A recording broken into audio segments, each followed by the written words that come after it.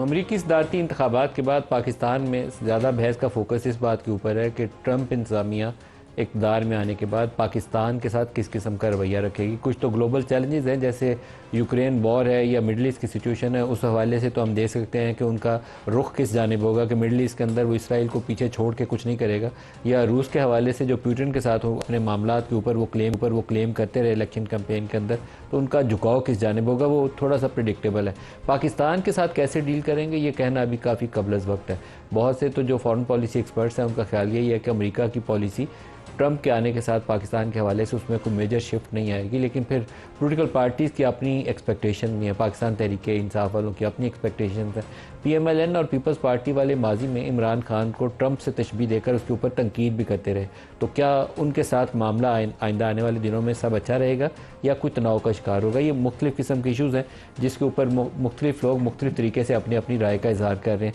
तो हम आज के प्रोग्राम में इस इशू को लेकर डिस्कस भी करेंगे कि क्या हो सकता है पाकिस्तान के साथ, किस तरह के रिलेशंस होंगे, ताल्लुकात में बेहतरी आएगी, क्योंकि अमेरिका पाकिस्तान के लिए बहरहाल एक सेंट्रल रोल ज़रूर रखता है। हमारी एक्सपोर्ट्स का बड़ा हिस्सा जो हमारी इंटरनेशनल एक्सपोर्ट्स हैं, अगर एक मुल्क का जिक्र किया जाए तो सिंगल लार्जेस्ट कंट्री जिसके साथ हमारी एक्सपोर्ट्स हैं वो अमेरिका है। 6-7 अरब डॉलर शायद या 8 अरब डॉलर सिर्फ हम अकेले अमेरिका को बेचते हैं आउट ऑफ 30 बिलियन डॉलर जो लास्ट ईयर एक्सपोर्ट्स थी पाकिस्तान की। इसी तरीके से जो हमारी इंटरनेशनल फाइनेंशियल इंस्टीट्यूशंस जिसमें IMF, वर्ल्ड बैंक और दीगर अदारे हैं, उनसे जो हम कर्जे लेते हैं उसमें अमेरिका की बड़ी शेयर होल्डिंग है, कुछ 17% के करीब। तो हमें IMF बोर्ड के ऊपर भी अप्रूवल के लिए अमेरिका की मदद दरकार होती है। आमतौर पर जब भी इंटरनेशनल मॉनेटरी फंड के बोर्ड का इजलास होने वाला होता है तो हमारे फॉरेन मिनिस्टर्स या किसी और फॉरेन ऑफिस से किसी बंदे को जाके या फाइनेंस मिनिस्टर को जाके पहले US ट्रेजरी के साथ या US स्टेट डिपार्टमेंट के साथ